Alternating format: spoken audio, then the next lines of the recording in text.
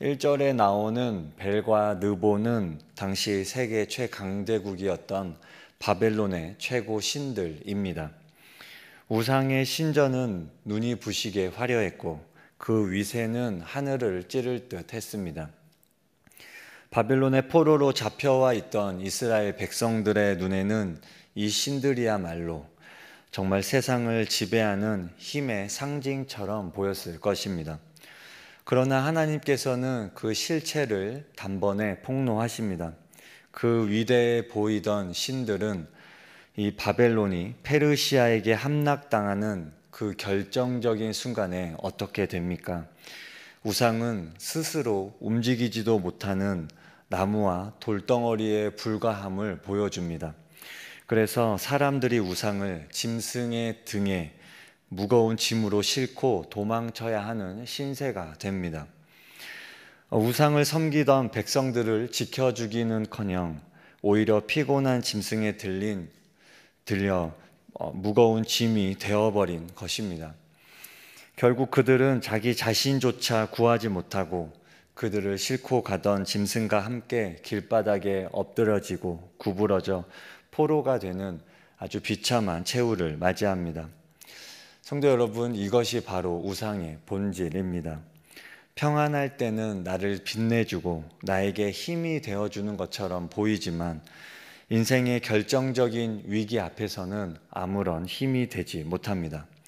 오히려 그것을 지키기 위해 우리는 더 많은 것을 희생하고 더 무거운 삶의 짐을 지게 됩니다.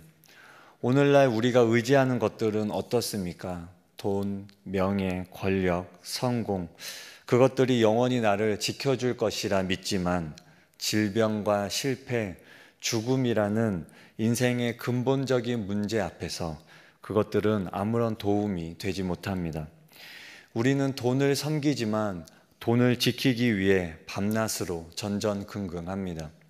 성공이라는 우상을 섬기지만 그 자리에서 밀려나지 않기 위해 영혼이 피곤한 짐승처럼 지쳐갈 때가 많이 있습니다. 나를 지켜줄 것이라 믿었던 그것들이 오히려 내 삶의 무거운 짐이 되어 나를 짓누르는 것이 오늘 우리의 모습입니다. 이렇게 무기력하고 비참한 우상들과 달리 우리 하나님은 어떠한 분이십니까? 우리 3절과 4절, 3절 4절 말씀을 함께 읽어보겠습니다. 3절 4절입니다. 시작. 야곱의 집이여 이스라엘 집에 남은 모든 자여 내게 들을지어다.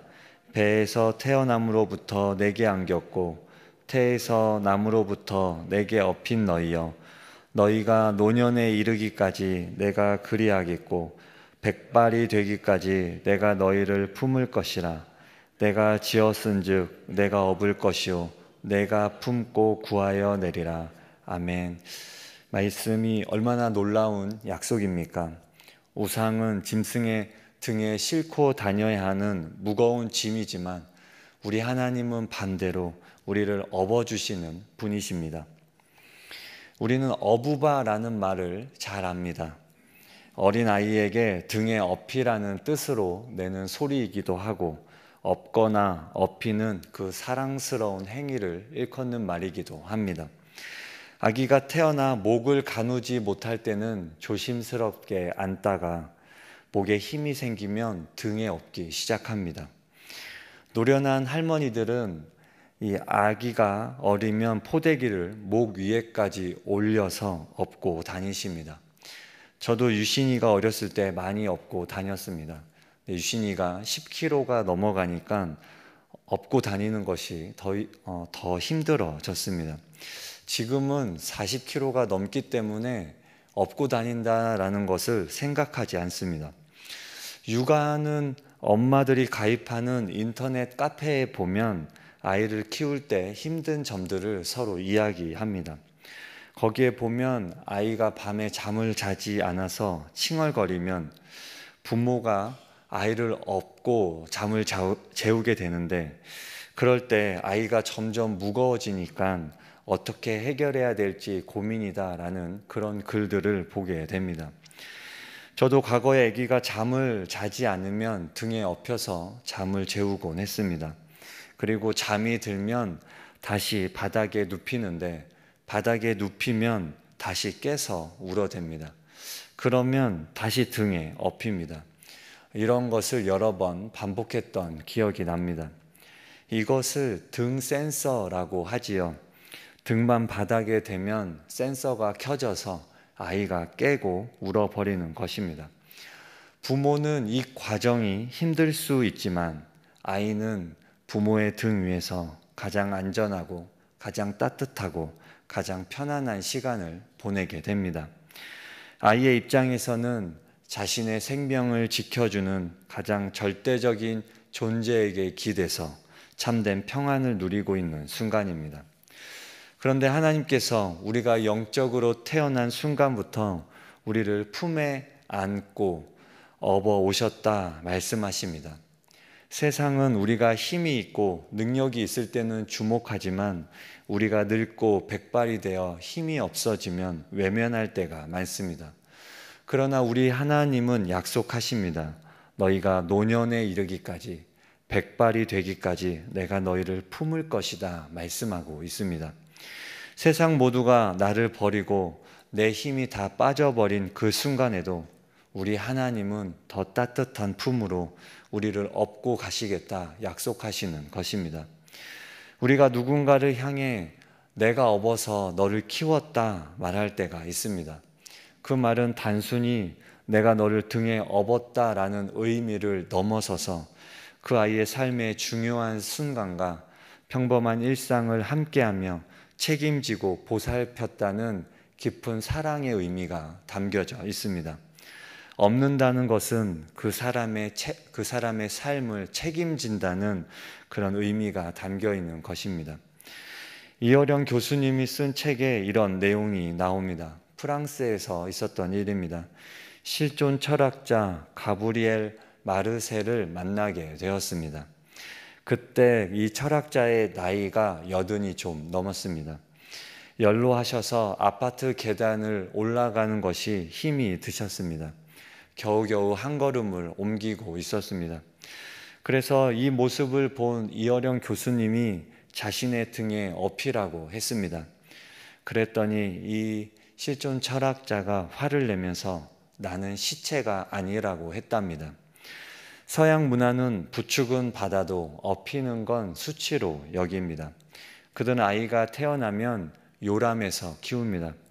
태어나자마자 존재를 분리합니다.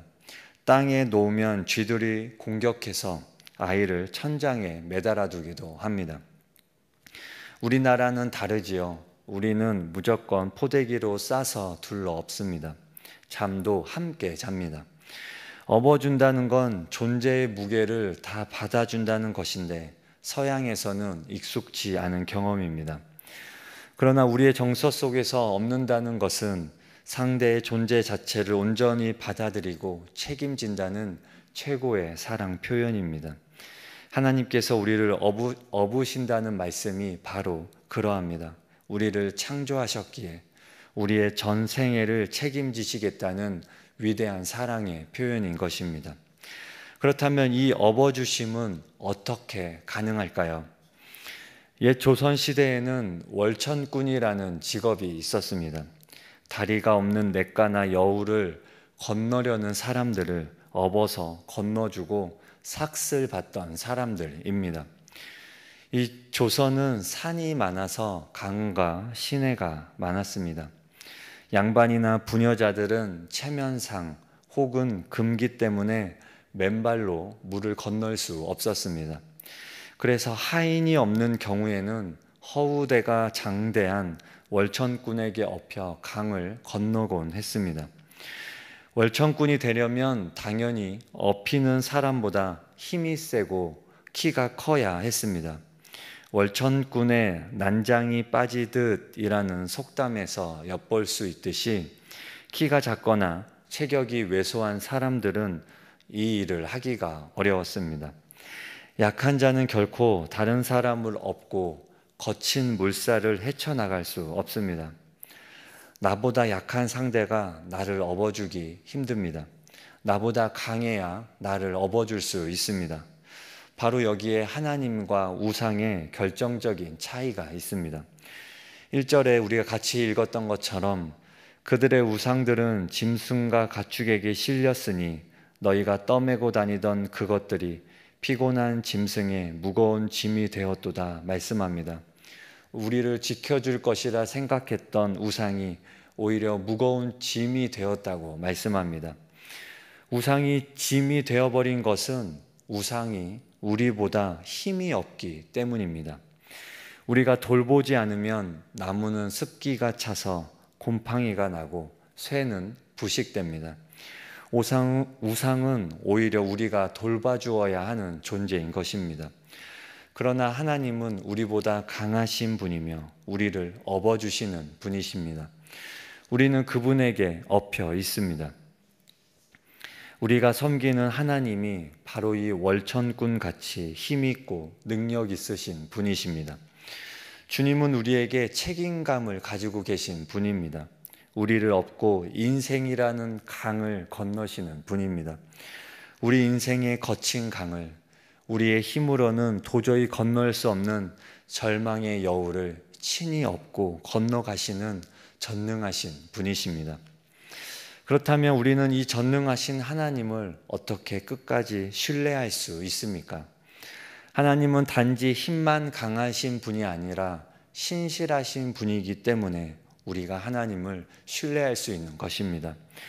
오늘 본문 9절과 11절 말씀에 보면 9절 말씀에 너희는 옛 정리를 기억하라 나는 하나님이라 말씀합니다. 11절 말씀에 내가 동쪽에서 사나운 날짐승을 부르며 먼 나라에서 나의 뜻을 이룰 사람을 부를 것이라 내가 말하였은즉 반드시 이룰 것이요 계획하였은즉 반드시 시행하리라 말씀하십니다. 하나님은 역사의 주관자이십니다. 그분의 계획은 반드시 서고 그분의 약속은 반드시 이루어집니다. 과거에 우리를 어떻게 인도하셨는지 기억해 보십시오. 사망의 음침한 골짜기에서 우리를 건져주셨고 업어주셨던 그 은혜를 기억해야 합니다. 그러면 우리는 현재의 고난 앞에서도 하나님의 등을 의심 없이 의지할 수 있는 것입니다. 우리가 태어난 순간부터 백발이 되기까지 우리를 업고 품고 구하여 내실 그 신실하신 하나님의 등 위에 우리의 모든 삶을 맡겨드리기를 소망합니다. 주님은 우리를 결코 짐덩이라고 생각하지 않으십니다. 우리가 죄를 짓고 때론 주님의 마음을 아프게 할지라도 우리를 내려놓지 않고 끝까지 업고 가시는 분이십니다. 시편 68편에 이런 말씀이 있습니다. 날마다 우리 짐을 지시는 주 곧 우리의 구원이신 하나님을 찬송할지로다. 날마다 우리 짐을 지시는 주라고 말씀합니다.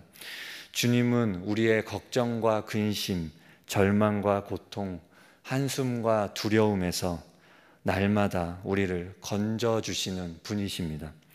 그 따뜻하고 안전한 하나님의 품 안에서 세상이 줄 수 없는 참된 평안과 안식을 누리시기를 바랍니다. 날마다 우리를 업고 행진하시는 주님과 함께 믿음의 길을 담대히 걸어가시는 저와 여러분 되시기 바랍니다. 우리 함께 주기도문 하겠습니다. 하늘에 계신 우리 아버지, 아버지의 이름을 거룩하게 하시며 아버지의 나라가 오게 하시며 아버지의 뜻이 하늘에서와 같이 땅에서도 이루어지게 하소서. 오늘 우리에게 일용할 양식을 주시고 우리가 우리에게 잘못한 사람을 용서하여 준 것 같이 우리 죄를 용서하여 주시고 우리를 시험에 빠지지 않게 하시고 악에서 구하소서. 나라와 권능과 영광이 영원히 아버지의 것입니다. 아멘.